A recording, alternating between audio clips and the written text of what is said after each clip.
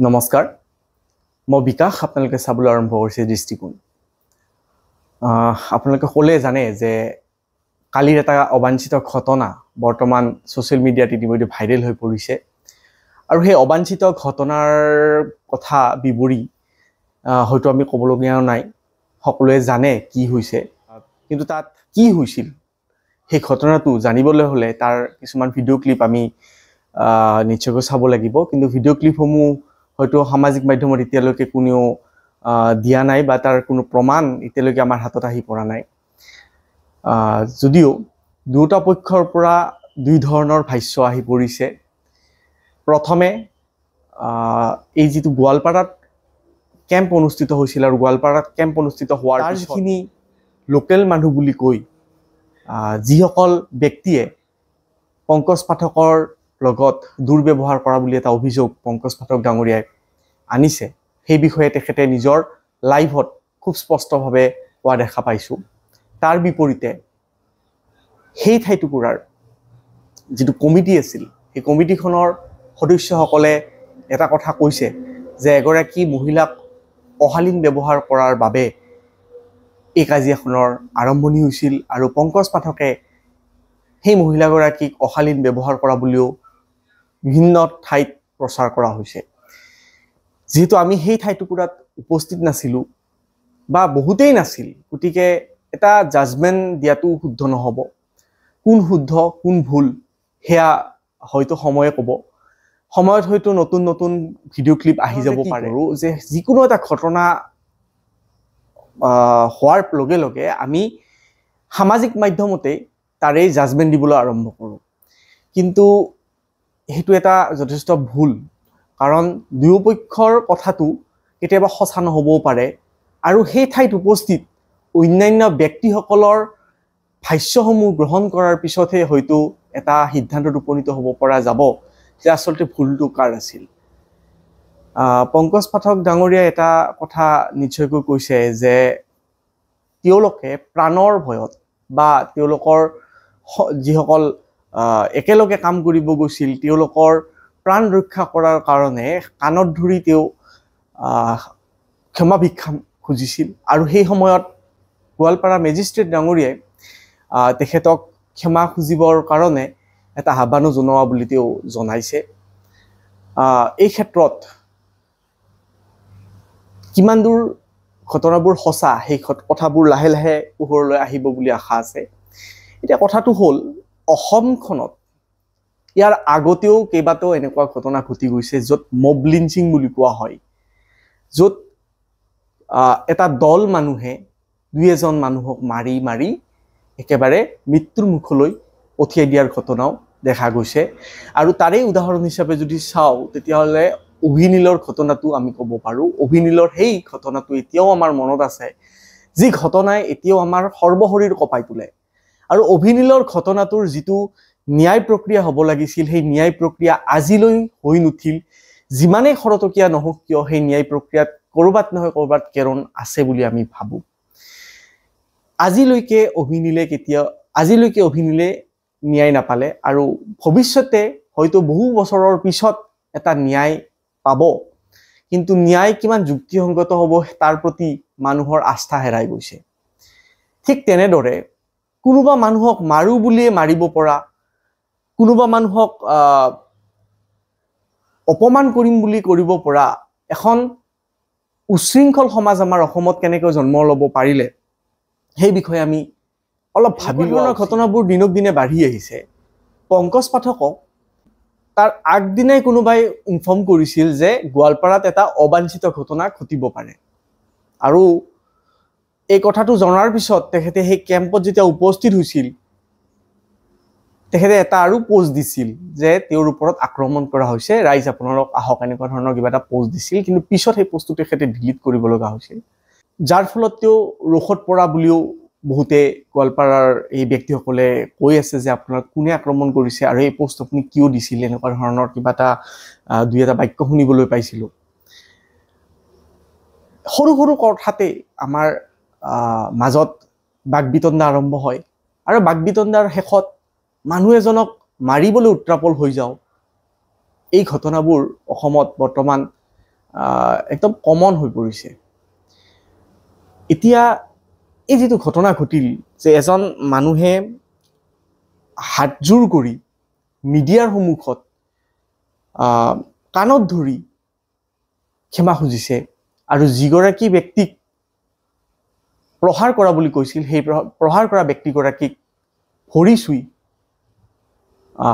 ক্ষমা ভিক্ষা মাগিছে সেই ক্লিপ কেইটা ইতিমধ্যে ভাইৰেল হৈছে ইয়াত মৰেল পুলিচিঙৰ কথা আহি পৰিছে কাৰণ এটা সৰু বাগবিতণ্ডা বুলিয়ে ক'লো আমি সৰু বুলিয়ে ক'লো কাৰণ বাগবিতণ্ডা মানুহৰ হ'ব পাৰে ইমান ডাঙৰ কেম্প যিখিনি মানুহক সহায় কৰাৰ কাৰণে পংকজ পাঠকে আগুৱাই আহিছিল তাত হাজাৰ হাজাৰ মানুহে আহি তেওঁলোকে ট্ৰিটমেণ্ট আৰম্ভ কৰিছিল আৰু সেই ট্ৰিটমেণ্ট আৰম্ভ কৰাৰ পিছত যিসকল ব্যক্তিয়ে আহি তাত গণ্ডগোল সৃষ্টি কৰিছিল সেই ব্যক্তিসকল হয়তো আইনৰ দৃষ্টিত এদিন ধৰা পৰিব কিন্তু সেই ব্যক্তিসকল আহাৰ পিছত যি অবাঞ্ছিত ঘটনাৰ সৃষ্টি হ'ল তাৰ পিছত এজন অসমীয়া যুৱকক এনেদৰে কাণত ধৰি আঁঠু কৰাই ক্ষমা খোজা কথাটো খুব এটা হজম হোৱা নাই কাৰণ এইটো এটা তালিবানী প্ৰক্ৰিয়া হৈছে অসমখন এতিয়াও তালিবানী প্ৰক্ৰিয়াত চলিব পৰা হোৱা নাই ইয়াত কোনো ধৰণৰ তেনেকুৱা প্ৰক্ৰিয়াক আমি প্ৰশ্ৰয় দিব নোৱাৰোঁ কিন্তু এই প্ৰক্ৰিয়াটো তালিবানী প্ৰক্ৰিয়াৰ দৰে হৈছে তাৰ ইমান স্থানীয় ব্যক্তি জমা লাগিছিল সেই কাজিয়াখনৰ পিছত কোনো এজনে নকলে যে এইটো ভুল হৈছে বা এয়া আইন বিৰুদ্ধ কাম তেওঁলোকে নিজে আইন হাতত তুলি লৈ এগৰাকী ব্যক্তিক অন দ্য স্পট জাজমেণ্ট দিলে তেখেতৰে দোষ বুলি আৰু তেখেতক সেই ঠাইটুকুৰাত কাণত ধৰাই ক্ষমা খোজাৰ কাৰণে বাধ্য কৰাই দিলে তেওঁ লাইফটোত আহি কান্দি উঠিছিল বহুতে এই কথাখিনিক লৈ ফেচবুকত এটা কথাই লিখিছে যে এগৰাকী যুৱ ব্যৱসায়ী যে অলপ কষ্ট কৰি হ'লেও এই মানুহখিনিৰ কাৰণে কিবা এটা কৰি আহিছে আৰু সেই ব্যৱসায়ী গৰাকীৰ উন্নতিত বহুতে আচলতে জ্বলি পুৰি এনেধৰণৰ ঘটনা সংঘটিত কৰা বুলিও বিভিন্ন ধৰণৰ অভিযোগ সন্মুখলৈ আহিছে এই বিষয়টো চাই চিতি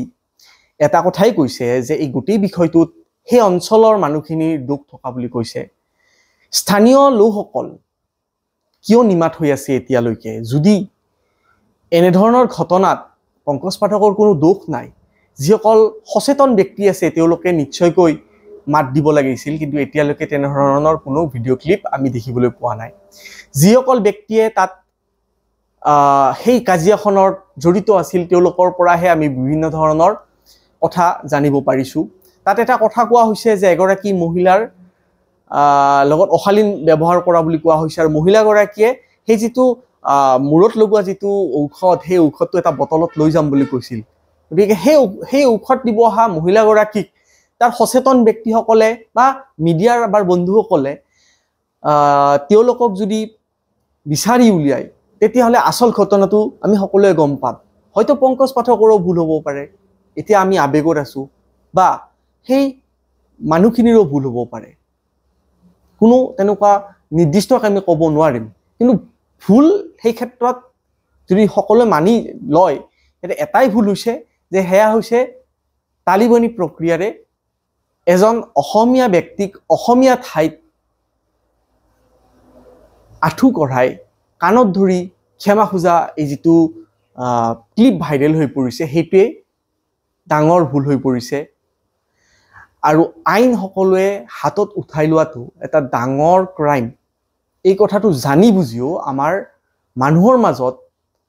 যথেষ্ট পৰিমাণে আইন ভংগ কৰাৰ এটা প্ৰৱণতাৰ সৃষ্টি এই ক্ষেত্ৰত চৰকাৰৰ কোনো ধৰণৰ বাধ্যবাধকতা আমি দেখিবলৈ পোৱা নাই ইয়াৰ আগতেও আইন ভংগ কৰিছে মব লিঞ্চিং হৈছে কিন্তু তাৰ ক্ষেত্ৰত কোনো ধৰণৰ কঠোৰ আইন আনি ইমপ্লিমেণ্টেশ্যন কৰাৰ পৰা এতিয়াও আমাৰ প্ৰশাসন বিৰত হৈ আছে আৰু এনেদৰে যদি বিৰত হৈ থাকে তেতিয়াহ'লে ভৱিষ্যতে এনেকুৱা ধৰণৰ ঘটনা কিয় নঘটিব সেই লৈ আমাৰ সচেতন মহলখিনিৰ মাজত যথেষ্ট প্ৰশ্নৰ উদ্ভাৱন হৈছে। আৰু যদি পংকজ পাঠক ডাঙৰীয়া সঁচা হয়, তেওঁৰ কথাখিনি যদি সঁচা হয়, যে তেওঁৰ কেম্প শেষ হোৱাৰ পিছত যদি এনে অবাঞ্ছিত এটা পৰিস্থিতিৰ সৃষ্টি হোৱা বুলি তেওঁ কৈছে, এই কথাখিনি যদি সঁচা হয়, তেতিয়াহ'লে ভৱিষ্যতে কোনো অসমীয়া মানুহে ব্যৱসায় কৰি আগবাঢ়িম বুলি আগুৱাই নাহিব আৰু এনেধৰণৰ ভয় ভাবুকিৰে নিজৰে ঠাইখনত